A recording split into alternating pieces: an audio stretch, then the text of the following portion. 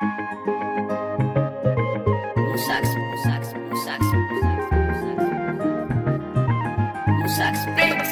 ke na faro soyayya, da ke zana rayu, farin ciki na ke ce ko da babu raina. Da kai na faro soyayya, da kai zana rayu, farin ciki na kai ne guda babu raina. Da kai zana rayu.